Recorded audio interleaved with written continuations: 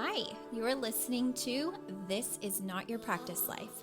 I'm your host, Macy Renee, and we are going on a journey together, my friends. I'm a certified life and emotional intelligence coach. And if you really want to step into your highest self, there are a few non-negotiables you're going to have to learn, and I am just the person to help you do it.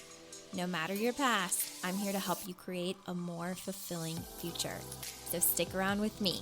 Not only will I teach you how to navigate your brain's daily mind drama, but I'll help you actually understand your mind, your emotions, why you do the things you do, and why others do the things they do. Most importantly, I'll help you build the self-awareness skills to create whatever results you want. It's never too late to change the trajectory of your life. After all, this is not your practice life.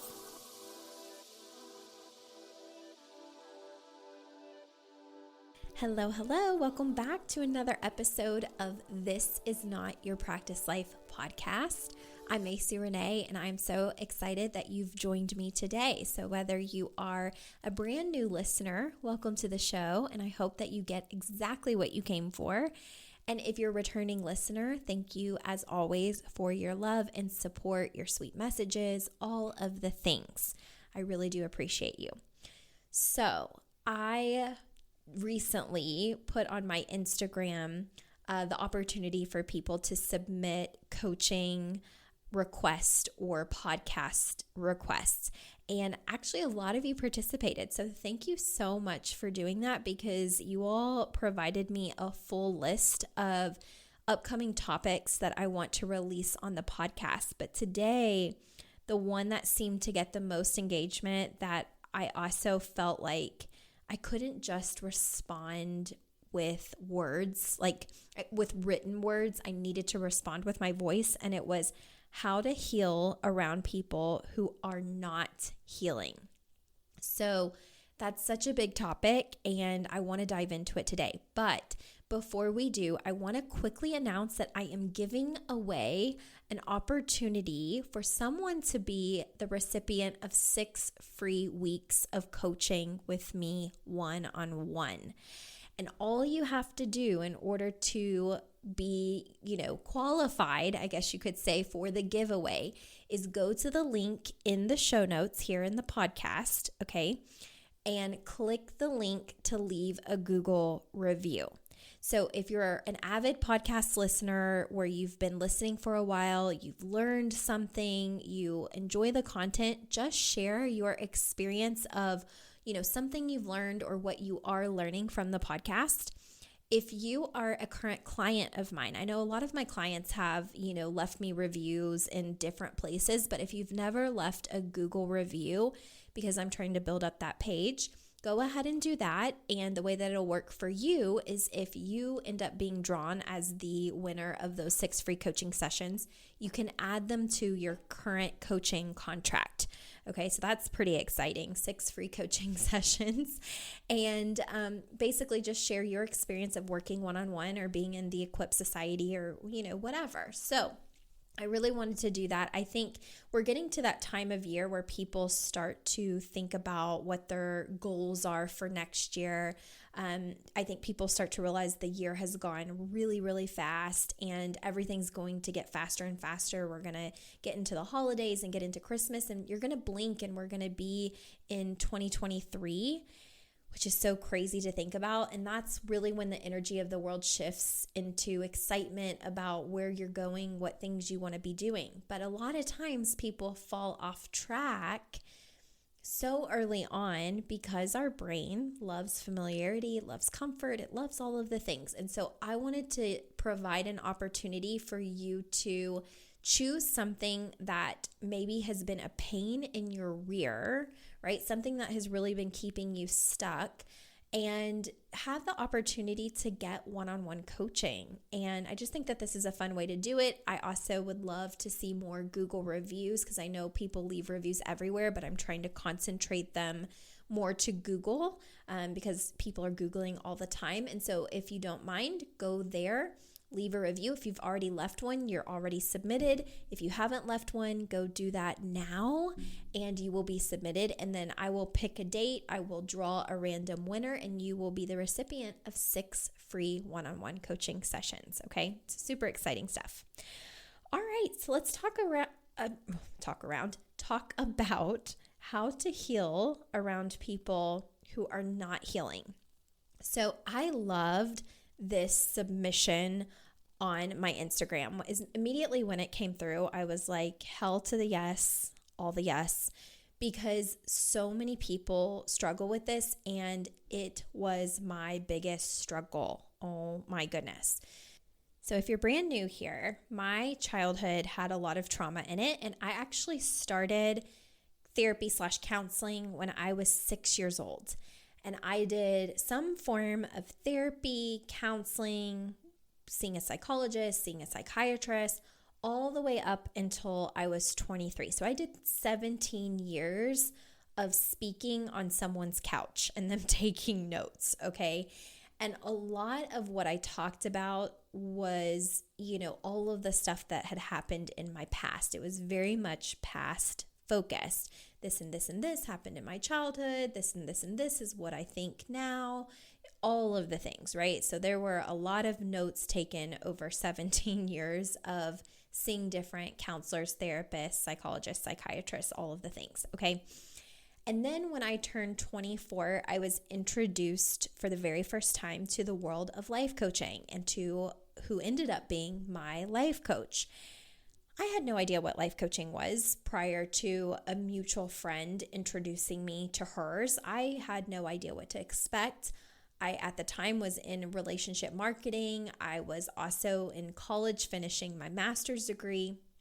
I was in a place where I was, trying to go after my dreams, but I really didn't even know myself. I didn't really even know who I was or what I wanted or any of those things. I was just reaching for straws, essentially, because internally I had dealt with so much my entire life.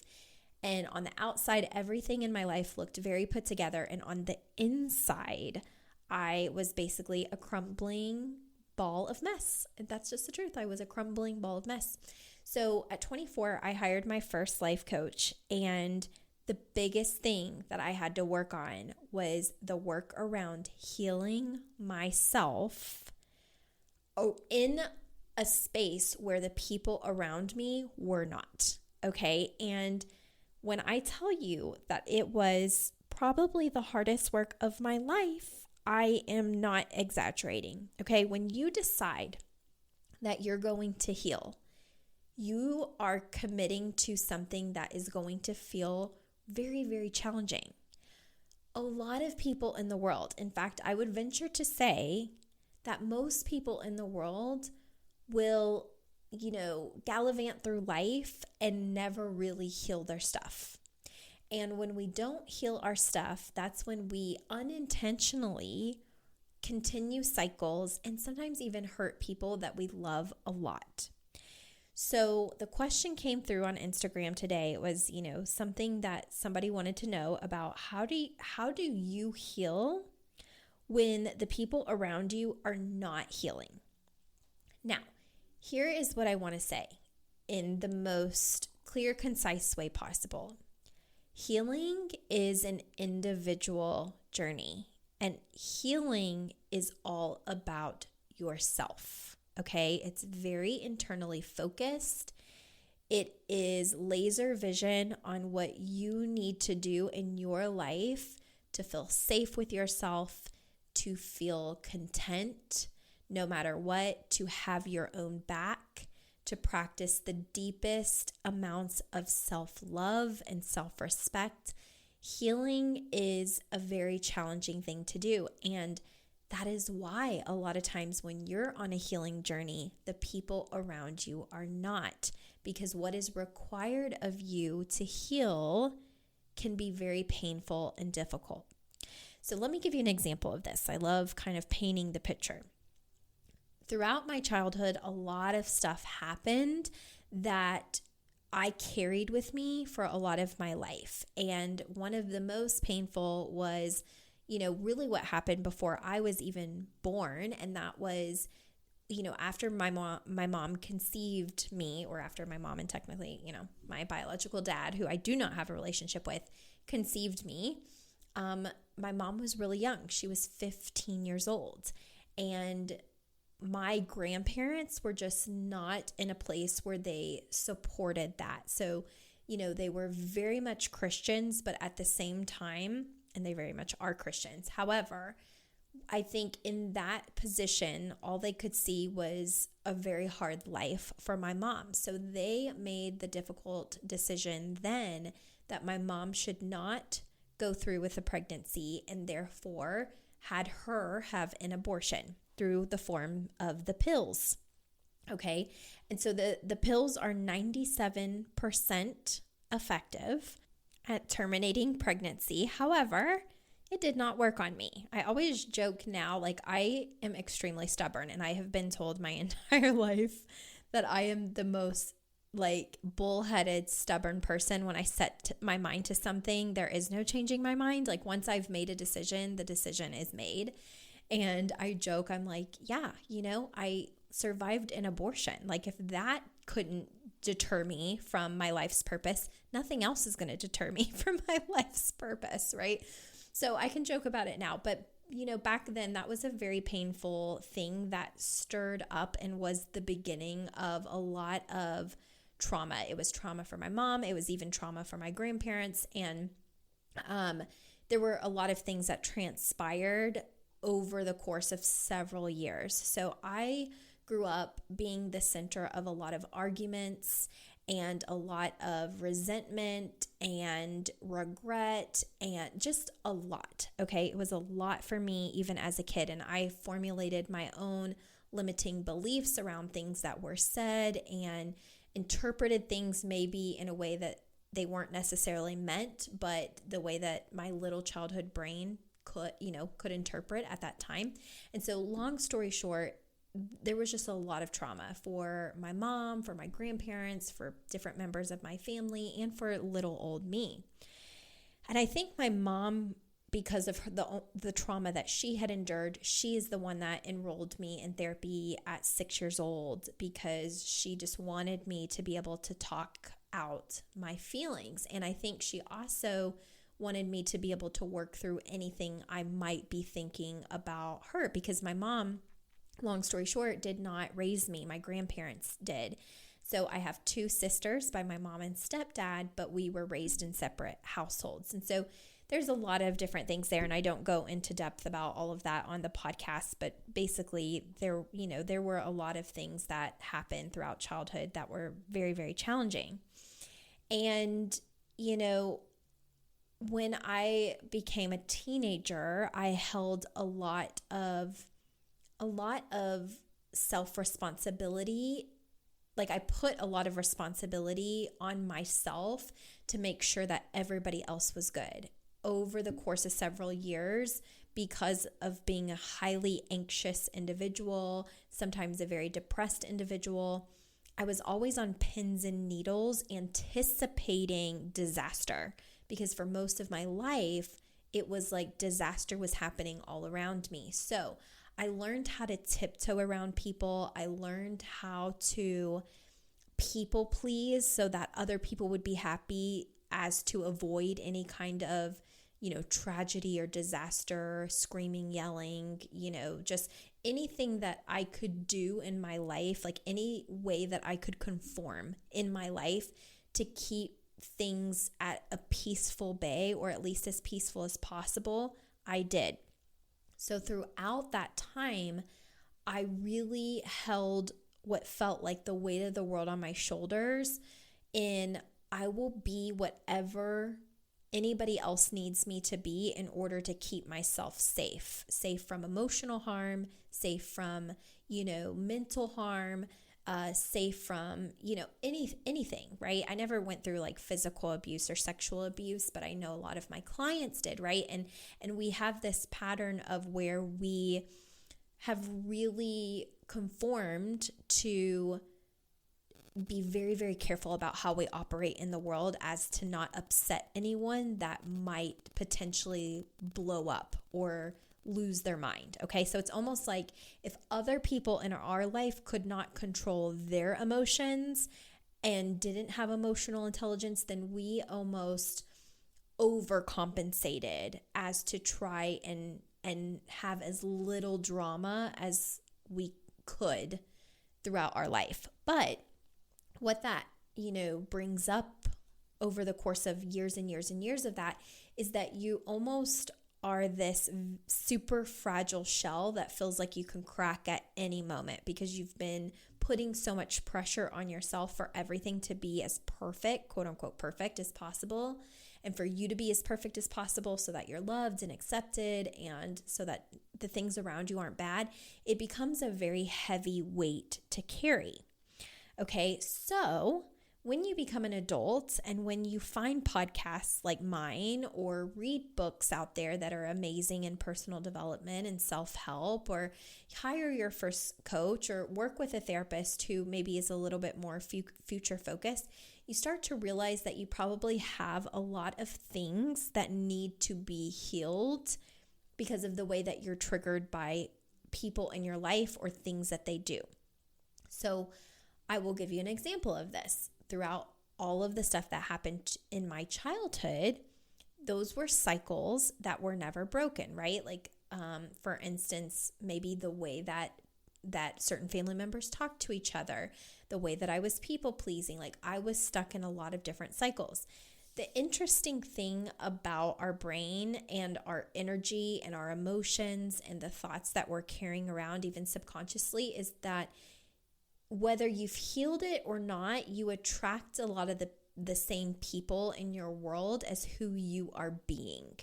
So unhealed people will attract other unhealed people, right? And my husband and I talk about this because we really, looking back, we've been together 13 years now, but looking back, we really connected through trauma. And I've watched it with other family members of mine. I've watched it with friends. I have watched it with clients, right? We attract who we are, like at an energetic vibrational level. So if you're carrying around a lot of things you haven't looked at, things you haven't healed, a lot of times the partner you'll attract in your life is going to be someone who also has stuff that they've not healed or things that they have not looked at, or they're also, emotionally unavailable in some capacity, right? And what happens next is that our relationships feel very, very challenging because you have the complications of who you've grown up with and whatever rough patches that has on your relationships. It's like you love the people around you in your family and you desire this strong bond, but at the same time, you know that some of the things might be toxic, right? And so you have this complicated relationship with different family members and maybe even resentment and anger and, a strained kind of relationships. Estranged, I was trying to put those two words together, estranged and strained. But anyways, it can make your relationships feel very complicated. And then you attract a spouse who maybe has had family drama or rough upbringing, or their parents were emotionally unavailable, or they screamed and yelled, or whatever they did, right? And you bond based on things that felt hard in life, right? So when you really think about it, like I think about this all the time, and my husband and I bonded over the fact that we didn't have present biological fathers. And I can still remember exactly where I was sitting when I felt that connection, because, in high school, you kind of play hard to get and whatnot.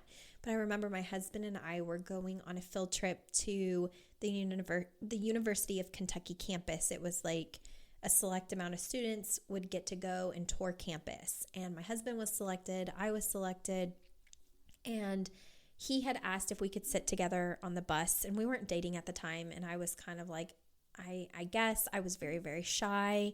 And I can remember in my head being like, this is totally a test to see if he leaves me behind, right? And kind of goes off with his own friends, or if he follows through with what he says. Because I remember him asking me if I was going to go to the field trip. And I was like, no, because I won't know anybody. I won't have anybody to sit with. Like, I was very quiet and reserved in high school. And he was very much like the party animal, right? The jock. He played all the sports. He knew everybody. Like, he was the popular kid.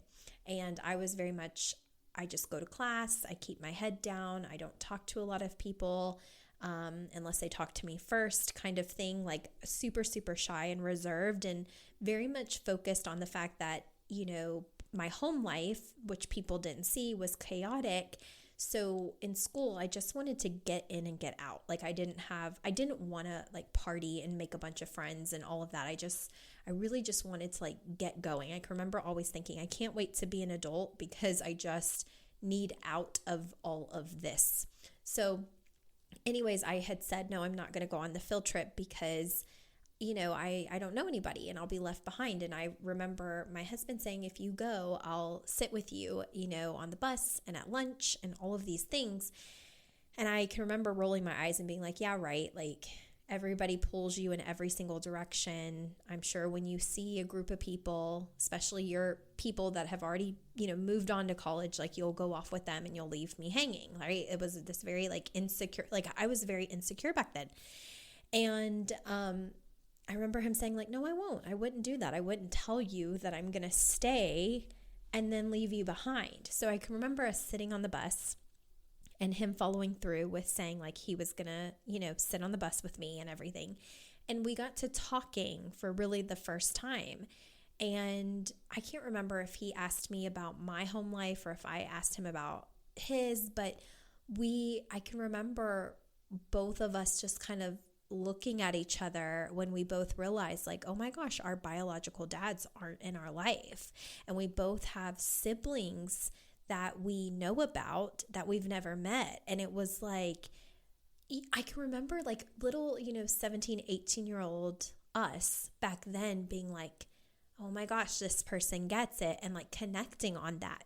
But what you don't realize is that as your relationship grows, those things that you trauma bonded on oftentimes will become your triggers, right? So some of our biggest arguments later on was around my triggers around an absence of, you know, no father, and feeling sometimes like he was acting like a father, right? Like, it sounds so stupid now, but it's like sometimes the way that he would approach a conversation, I would feel immediately defensive.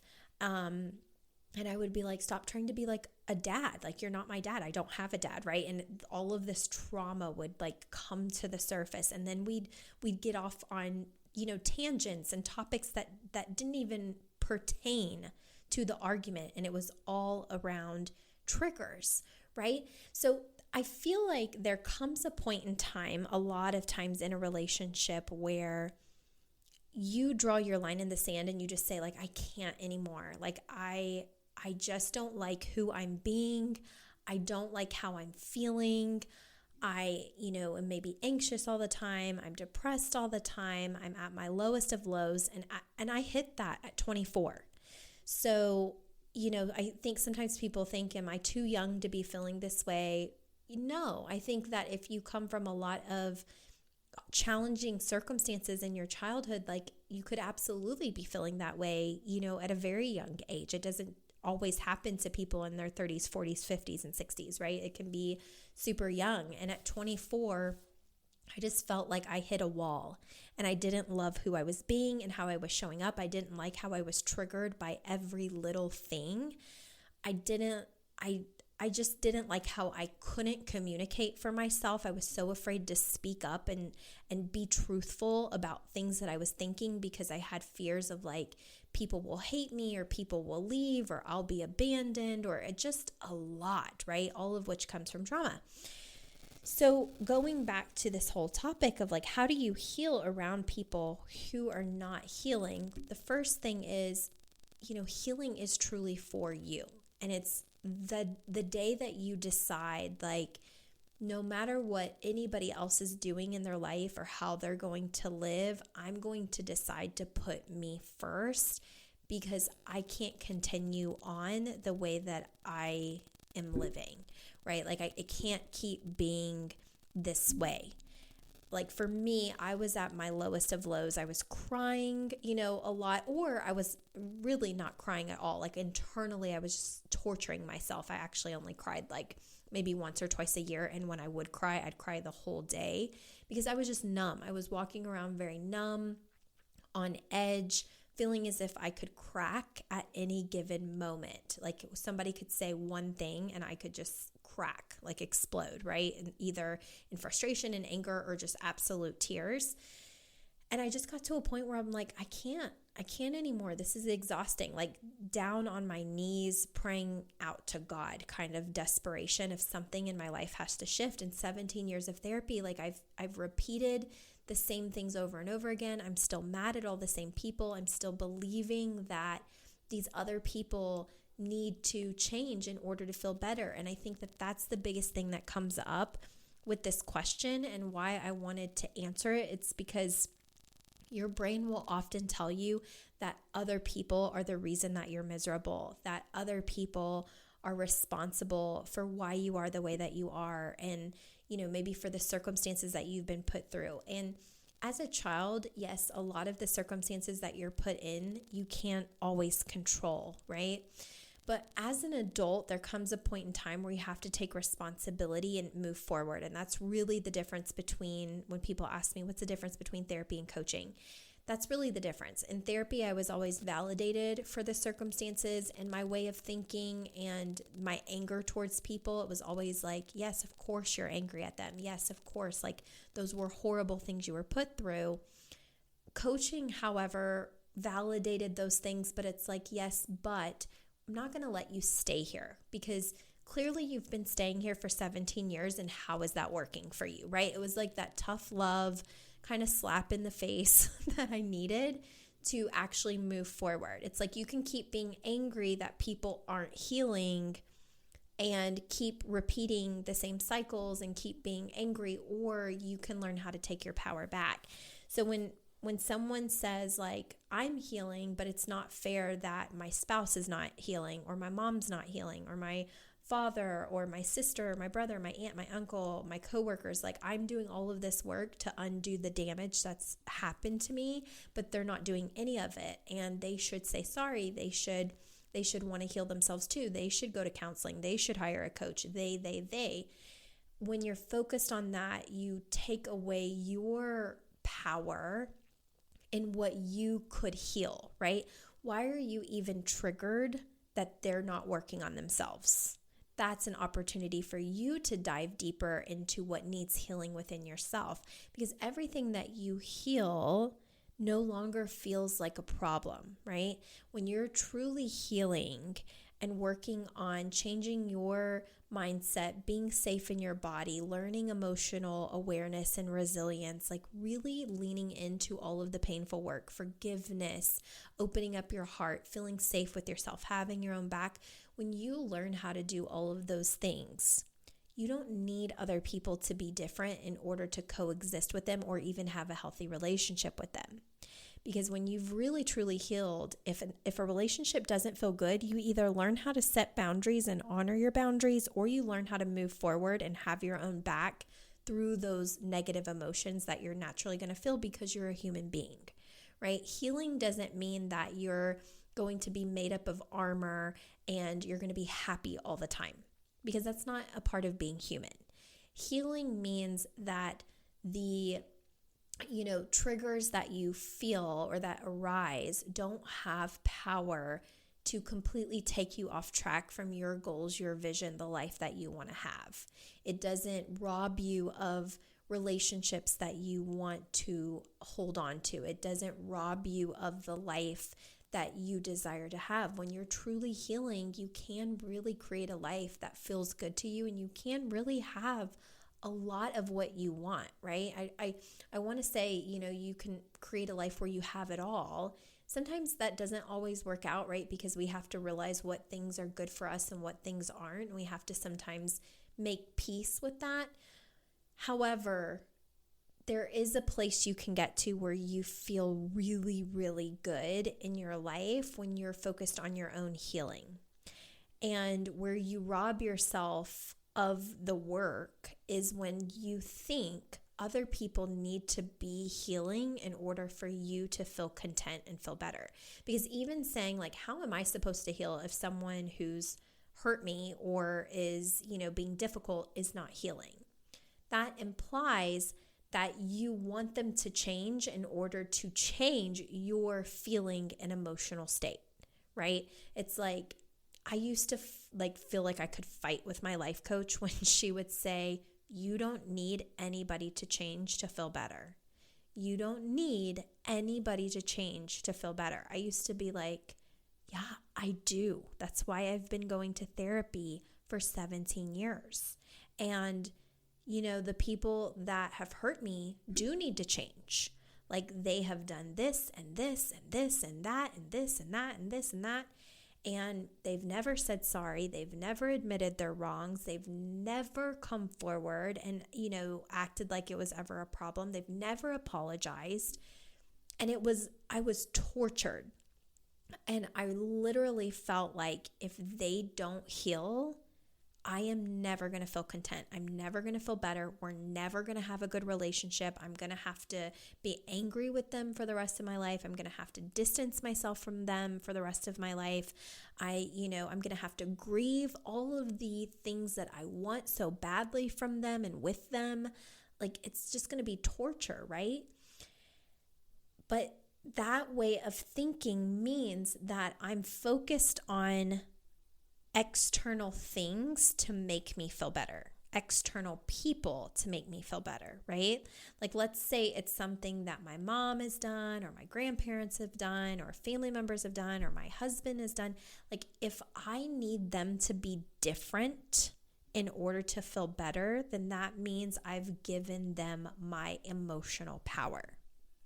And when I am healing and working on healing myself, what I'm looking for are all of the triggers that are coming up for me, what past experiences are trying to come into my present moment or future moments, what I'm making things mean, right? What I'm maybe making a current scenario, like how I'm relating maybe a current scenario that's happening in real time, how I'm relating it to something that's happened in the past and trying to recreate almost a drama cycle, right? Like even if they're totally unrelated things. So to give you an example, because you might be like, what in the world is she talking about? In childhood, there were certain people in my life that were verbally and emotionally abusive. And as a child, I was terrified. Everything was communicated in a very traumatic way. And it never felt good. And it was always done in a certain kind of condescending tone or a very loud tone. So I didn't realize that as a kid, that was traumatic for me, right? I just grew up knowing I don't like when people use that tone, okay?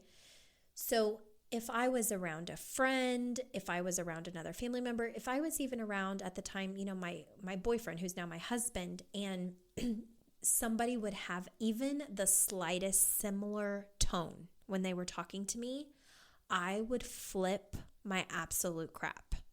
And I would start a full-blown fight. I'd be in tears. I'd be thinking like, this relationship is not going to work, whether, it was romantic relationship, friendship, whatever, like this is not going to work for me. But I didn't know boundaries. I didn't know how to actually communicate from an emotionally mature place. I would just throw up my hands, start crying, start accusing, right? Like, and they might not have even known that the tone was going to trigger me, right? But it's like my trauma spilled over onto them. And then before you know it, I was in an argument or fight. I can remember that one of the times my grandma and I got into the biggest fight is because I compared her one time. She was scolding me for something. And the way she looked at me reminded me of someone that had been verbally and emotionally abusive in my childhood. And I remember saying to her, "You're acting just like so-and-so right now." And her face turned red and she got ready to strike me dead. I was like, seriously? And we fought and we didn't talk. Like, she was crying because I had never acted that out in that way. And then I was crying because I was frustrated, but I didn't feel sorry, if that makes sense, because I had not healed my trauma from the past. And I brought in trauma into that moment that was totally unrelated to anything in the past. So like the conversation that we were having in that moment had nothing to do with anything in the past, but because she made a face that reminded me of a face of a very angry person when I was little, I took everything out of context and we had one of the biggest fights to date.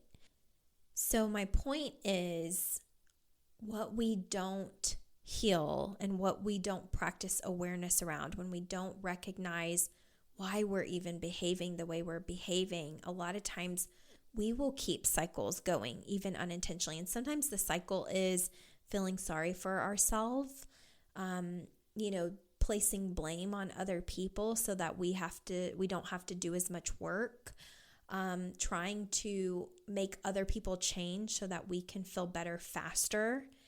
And my point of this is that when you're truly committed to healing, everything that brings up an emotion in you, around you, people, places, things, environments, smells, tastes, sights, sounds, all of that is an opportunity for you to lean in deeper, harder, stronger, right? And notice what needs additional healing. Like, when are you activated emotionally? When are you triggered emotionally? When does, when someone says something to you or approaches you, or they continue their patterns because they're not healing, what parts of their behavior are even triggering you where you're like, they need to be healing, or it's too hard for me to heal because they're not changing. Like, the only way that our relationship is going to work is if they change, right? When are you placing blame on the other person to change in order to feel better? Because the work of healing is never going to be focused on the external people, places, things, right? It's going to be more focused on you and what you need to do in order to feel complete, content, loved, like being able to have your own back, being able to process your emotions, being able to recognize your thoughts, being able to be a super aware individual. And I will tell you that this work, although it's the hardest thing you will maybe ever do, when it clicks, it clicks. And when you've truly healed, you don't need anybody to be different or to change in order to have a really good relationship with them. Like, I can remember crying my eyes out, working with my coach early on in the first 2 years and thinking, I'm never going to have the relationship I want with some of these people that have hurt me most. And, and it was my decision, like, do you want a relationship with them or do you want to distance yourself? And for me, I wanted to be able to have a relationship despite really crappy things that, had been challenging in childhood. And I will tell you that I've never had a better relationship with them than I do now. I've never been in a place as good as now. And it's not because they've changed. It's because I've changed and I've healed, and when I go around them, I'm not triggered, right? And if I am triggered, I recognize it and I do my work in the moment. I never place responsibility on them needing to be different for me to feel better. I'm always focused on what I need to do and another layer that almost I can thank them for. So every single time something arises in me where I'm like, oh, this feels like a problem, or this person feels like a problem, or this situation feels like a problem, rather than get mad at them, it's almost like, thank you for helping me see another layer that was a blind spot that I never healed. Something that I talked about for 17 years in therapy, and I was always validated, which was great, but I never had to heal it because I was always validated, right?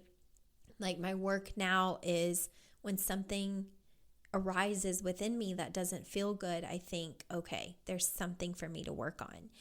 And, it's a challenging thing to do. That's why not everybody goes for coaching, right? Like, coaching is hard. Sometimes coaching can be really hard. It's hearing the things you don't always want to hear. It's the tough love. It's the recognizing blind spots. It's the, it's having to push your brain into places it's never had to push itself before. It's having to think of things differently, and it's having to go against all your current programming. And so I can understand sometimes why people will, think that they want coaching and then suddenly they're like in witness protection because it's a challenging thing. It's been one of the hardest, things I've ever done in my life for the last 6 years, but it's also grown me so much, and it has expanded me as an individual so much, and it's helped me create a life that just,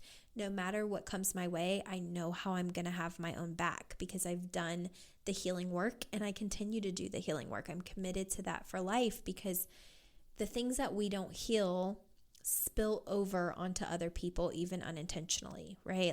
And I just don't want to be in a place where any of my unhealed, unaware, things ever spill over into my future kids or even family members or friends or even the relationship that I have with my husband, right? I never want to sabotage something good because of something that I'm not willing to look at and work on. And so, if you're really struggling with the people around me in my life are not healing and it's making it hard, just notice where you're delegating responsibility to them to be different in order for you to feel better. Healing is your work, nobody else's. And while it's wonderful when we have partners that are also focusing on this as well, that's great. But if you're in a place where it just feels like maybe it's not working, it's an opportunity for you to look at your boundaries, what you tolerate, what you accept, and, maybe what needs to be addressed within yourself of, is this working? Is this not?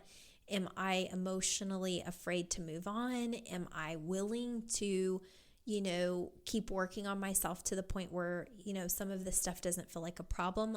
You just have to be willing to check in with yourself. So if I can be of any assistance, you're more than welcome to reach out to me. And I hope you all have an amazing week. Hey there. Thank you so much for joining me on today's episode of This Is Not Your Practice Life podcast.